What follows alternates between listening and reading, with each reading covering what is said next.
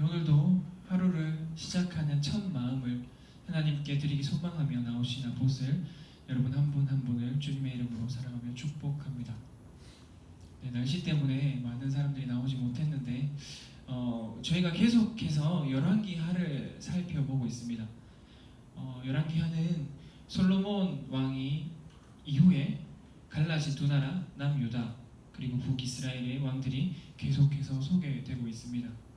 남유다 왕이 소개되었다가 또 북이스라엘 왕이 소개되었다가 반복적으로 왔다 갔다 하면서 왕들에 대해서 소개하고 있습니다.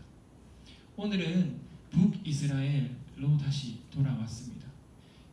오늘 본문을 살펴보기 전에 데자뷰라는 단어를 한번 생각해보고 넘어가고자 합니다. 데자뷰는 지식인 검색해보면 최초의 경험임에도 불구하고 이미 본 적이 있거나 경험한 적이 있다는 이상한 느낌이나 환상을 뜻하는 단어로 프랑스어로 이미 보았다 라는 의미를 담고 있는 단어입니다. 우리는 이 데자뷰라는 단어를 처음 가본 곳인데 와본 적 있는 것 같은 느낌을 받을 때, 또는 처음 하는 일을 전에 똑같이 한 것 같이 느낄 때, 또 다르게는 무의식에 의한 행동이나 망각된 기억이 유사한 경험을 만났을 때, 되살아날 때 사용하기도 한다고 합니다. 대부분 이 단어를 사용할 때 우리는 때로는 섬뜩함을 느끼거나 아니면 닭살 돋는다라는 단어를 쓰며 조금은 공포스러운 분위기를 자아내기도 하는 것 같습니다. 때로는 특유한 익숙함 때문에 살짝 미묘한 기분을 느꼈다가 다시 아무렇지 않게 생활을 합니다.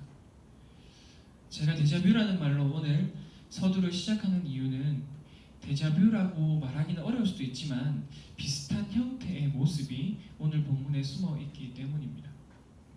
오늘 본문의 주인공은 어떻게 보면 여호아스와 요아스 두 명이라고 볼 수 있는데, 그 중에 먼저 1절에 나오는 여호아스를 살펴보면 여호아스의 이름의 뜻은 여호와가 붙드는 자입니다.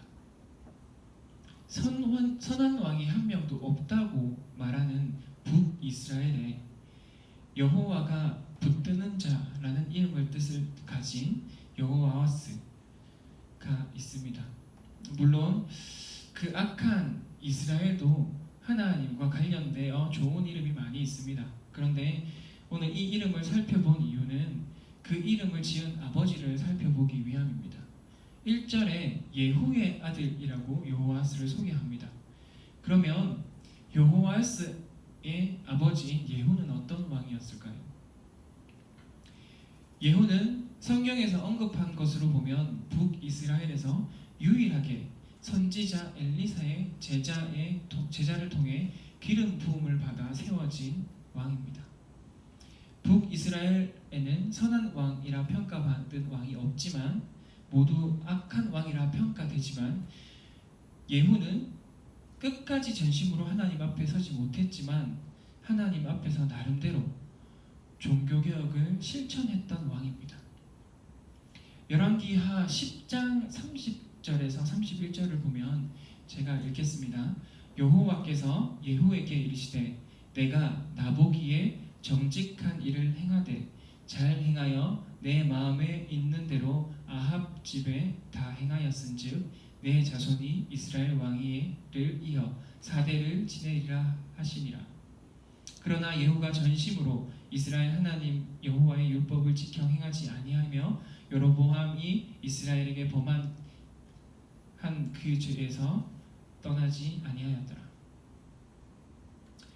하나님께서는 하나님이 보시기에 정직한 일을 행한 예후의 순종을 칭찬하시며 북이스라엘 왕 중 유일하게 예후에게 한 약속을 선물로 주게 됩니다. 예후가 한 그 정직한 일은 바로 바알을 숭배하는 아합의 집의 모든 이들을 몰아내고 바알의 목상들을 불사르고 바알의 신당을 헐어버렸습니다. 그리고 예후가 받은 약속은 4대 가문이 이어서 왕이 되겠다고 하셨습니다. 하나님께서는 말씀하신 바를 지키십니다. 예후가 전심으로 하나님 앞에 서지 못했고 그들의 후손들이 하나님 앞에 서지 못한 악한 왕이라 평가받았지만 한 번의 순종에 하나님은 4대를 약속하셨고 이 땅에 축복을 누리게 하셨습니다. 실제로 예후왕 이후에 오늘 나오는 여호아스와 그의 아들 요아스, 그리고 요아스의 아들 여로보암 2세, 그리고 그의 아들 스가랴까지 북이스라엘에서 유일하게 4대를 이어가는 집안이 되었습니다. 그렇다면 예후가 떠나지 못한 죄가 무엇일까요?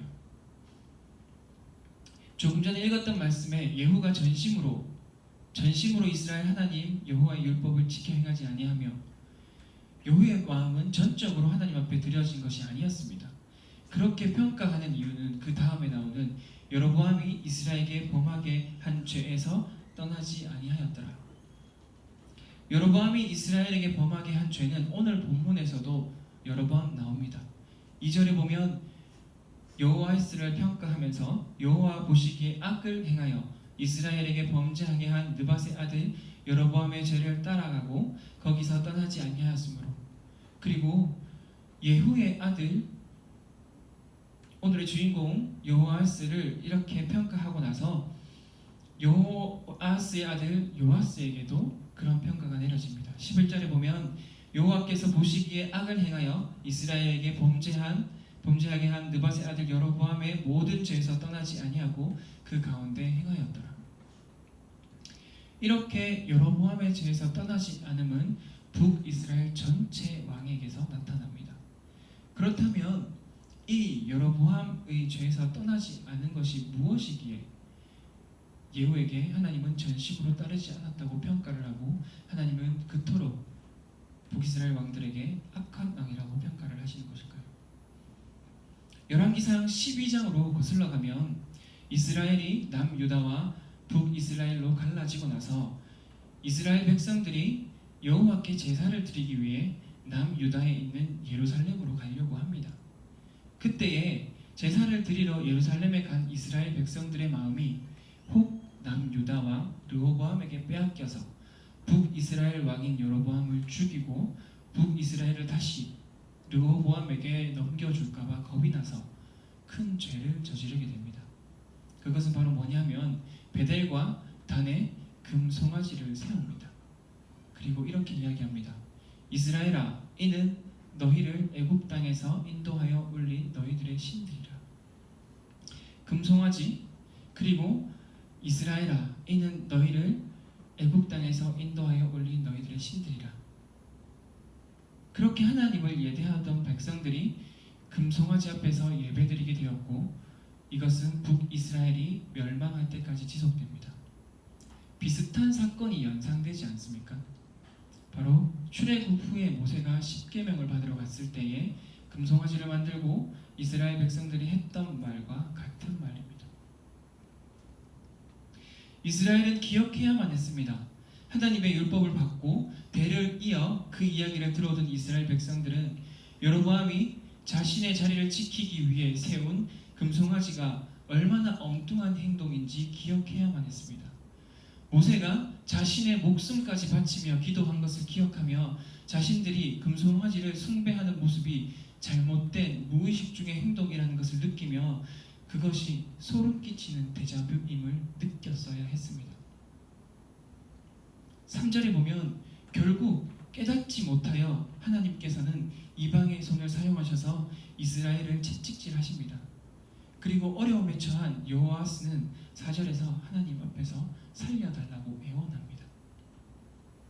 하나님께서는 하나님의 백성이 학대받는 모습을 아파하시며 어려움의 이유를 깨닫지 못함에도 불구하고 깨닫기를 바라시며 구원의 손길을 주셨습니다.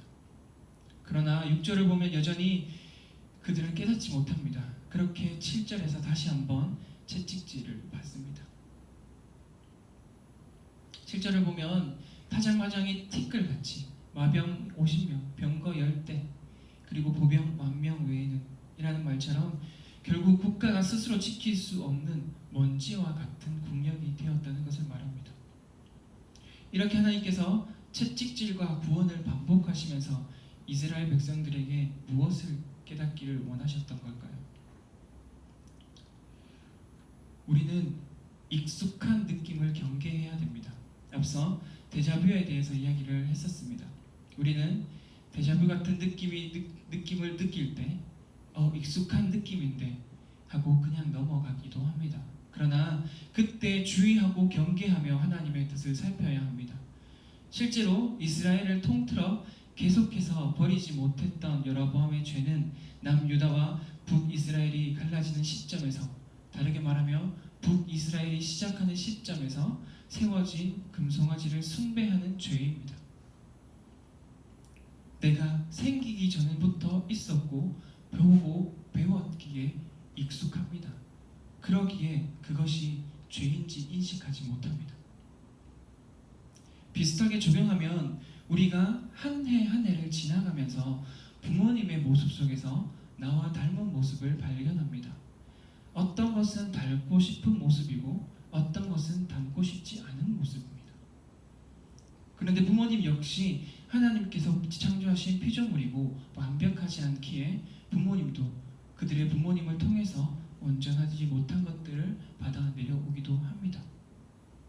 만약 그런 과정 중에서 잘못된 것들을 깨닫는다면 큰 은혜일 것입니다. 그런데 익숙함이라는 것이 우리의 눈을 덮습니다. 그리고 익숙하기 때문에 당연시 여기며 때로는 옳다는 주장을 하기도 하며 그냥 넘겨버립니다. 그리고 말씀 앞에 익숙한 것들은 가져가지 않는 우리 모습을 발견하기도 합니다. 때로 우리의 삶에도 고난과 역경이 찾아옵니다. 하나님께서 본질적으로 무엇을 깨닫기 원하시는지 생각하기 위해서 하나님께서 그렇게 주어진 어려움을 우리에게 부어주십니다. 그런데 주어진 어려움을 벗어나고자 하는 감정이 앞서서 단지 하나님께 호소합니다. 이러한 모습이 결국 4절에 나오는 여호아스의 모습과 같다고 볼 수 있습니다. 오늘의 본문은 1절에 여호아스의 손자이자 10절에 여호아스의 아들 여로보암 2세가 13절에 이름만 거론되고 오늘의 본문이 끝납니다. 그런데 여로보암의 2세 때에는 더 악해지며 그의 증조 할아버지인 앞전에 설명했던 예후가 몰아낸 바알 숭배를 다시 가져오게 됩니다. 말씀 앞에서 이유를 찾지 못하니 엉뚱한 짓들이 늘어나는 것입니다.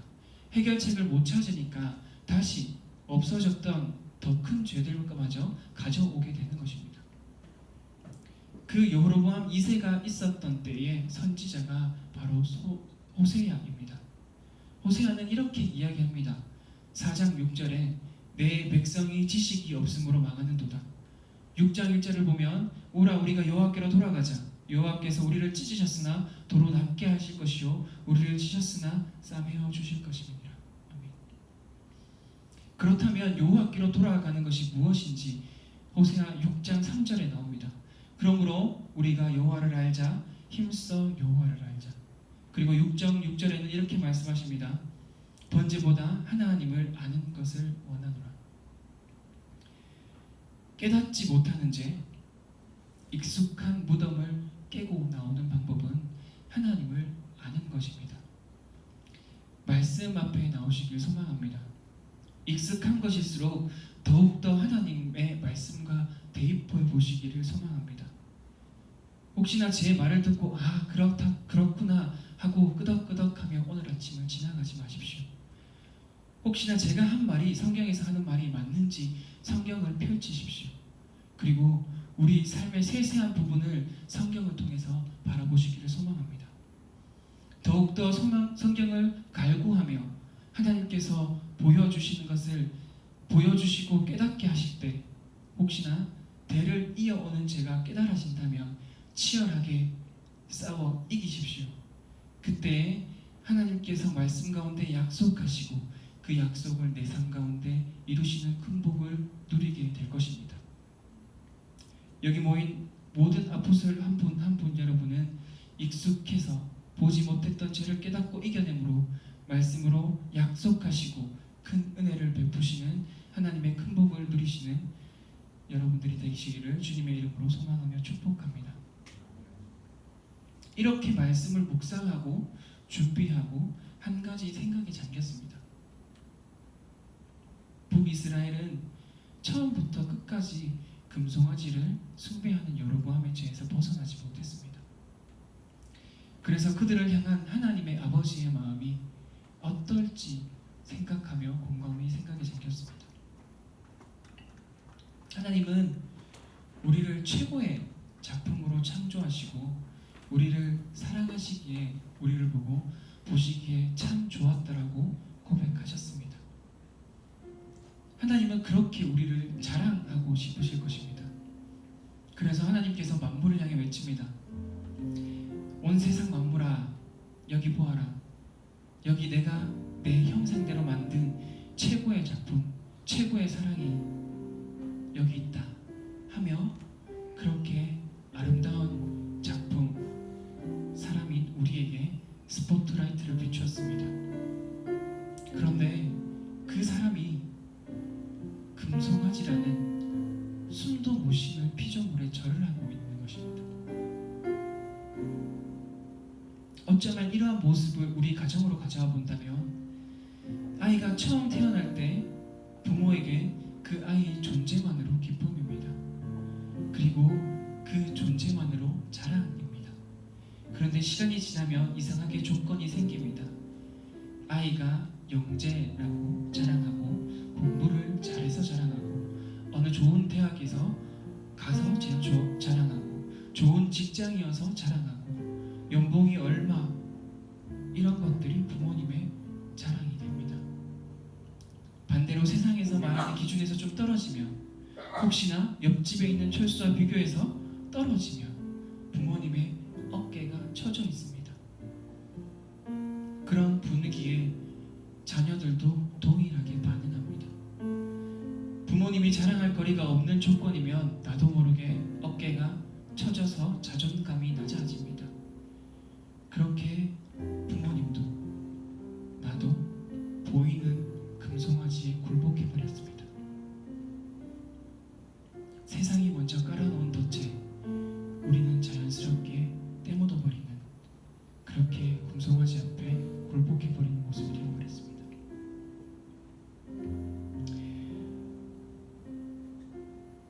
다시 한번 말씀 앞에 나아가며 세상의 익숙한 분위기에 무덤을 걷어냅시다.